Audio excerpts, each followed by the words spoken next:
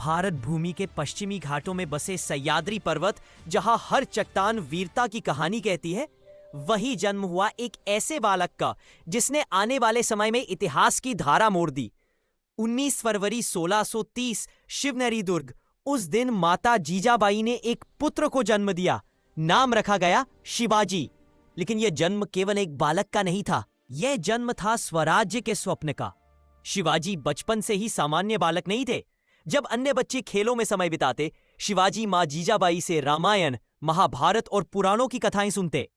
जीजाबाई उन्हें बताती, बेटा, राजा वही होता है जो प्रजा का सेवक हो। इन कथाओं ने शिवाजी के मन में न्याय, धर्म और स्वराज्य का बीज बो दिया। उनके गुरु दादोजी कोंडेव ने उन्हें युद्ध कला, घुड़सवारी, फिर भी तलवारबाजी और कूटनीति सिखाई। लेकिन शिवाजी केवल तलवार चलाना नहीं सीख रहे थे, वे सीख रहे थे कब तलवार उठानी है और कब नहीं। स्वराज्य का स्वप्न उस समय भारत मुगल शासन और आदिल शाही के अत्याचारों से कराह रहा था। किसानों पर भारी कर, स्त्रियों का अपमान, मंदिरों का विध्वंस। एक दिन शिवाजी ने सह्याद्री की पहाड़ियों को देखते हुए कहा, यह भूमि हमारी है, यहां पर पराया शासन नहीं, यहां होगा हिंदवी स्वराज्य। यह कोई साधारण सपना नहीं था, यह सपना था जनता की आजादी का। केवल 16 वर्ष की आयु में शिवाजी ने पहला दुर्ग जीता, तोरना किला, बिना रक्तपात, बिना अत्याचार। इसके बाद एक एक कर राजगढ़, सिंहगढ़, पुरंदर जैसे किले उनके अधीन आते गए। शिवाजी ने सिद्ध कर दिया, युद्ध केवल ताकत से नहीं, बुद्धि और नीति से भी जीता जाता है। शिवाजी की बढ़ती शक्ति से आदिल शाह घबरा गया। उसने अपने सबसे क्रूर सेनापति अफजल खान को भेजा। अफजल खान ने छल किया, शांति वार्ता के बहाने शिवाजी को मारने की योजना बनाई। प्रतापगढ़ की तलहटी में भेंट तय हुई, लेकिन शिवाजी पहले से सावधान थे। उन्होंने अपने वस्त्रों के नीचे बागनख और कतार छिपा रखी थी।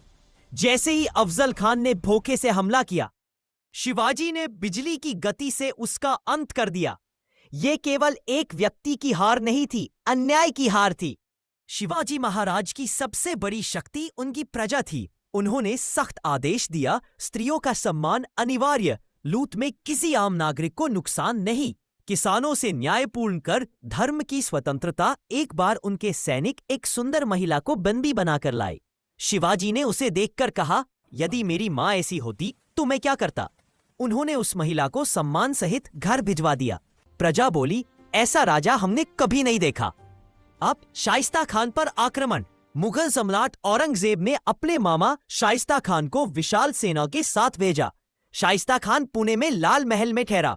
उसे लगा शिवाजी डर गए हैं, लेकिन एक अंधेरी रात शिवाजी केवल कुछ सैनिकों के साथ महल में घुसे, बिना शोर, बिना भय। शाइस्ता खान की उंगलियां काटी गई और शिवाजी सुरक्षित निकल गए। यह हमला तलवार से ज्यादा संदेश था, मुगल शक्ति अजेय नहीं। आगरा से पलायन। औरंगजेब ने छल से शिवाजी को आगरा बुलाया और बंदी बना लिया। मुगल दरबार में शिवाजी का अपमान हुआ, लेकिन शिवाजी टूटे नहीं। उन्होंने एक योजना बनाई। फलों की टोकरियों में छिपकर शिवाजी और उनके पुत्र संभाजी मुगल साम्राज्य से निकल भागे। यह इतिहास का सबसे साहसिक पलायन था। 1674 रायगढ़ दुर्ग। शिवाजी का राज्याभिषेक हुआ। वे बने छत्रपति शिवाजी महाराज। यह केवल ताज पहनने का दिन नहीं था, यह दिन था स्वराज्य की आधिकारिक घोषणा का। उन्होंने प्रशासन, नौसेना, सेना और न्याय व्यवस्था को मजबूत किया। 13 अप्रैल 1680 शिवाजी महाराज शरीर से विदा हो गए, लेकिन विचार अमर हो गए। वे चले गए, पर छोड़ गए स्वाभिमान, साहस, न्याय और स्वतंत्रता की लौ। आज भी सह्याद्री की हवाएं पूछती रहे, कौन कहता है कि राजा मर जाते हैं। वीर शिवाजी महाराज केवल एक योद्धा नहीं थे, वे एक विचार थे, एक आंदोलन थे, एक प्रेरणा थे।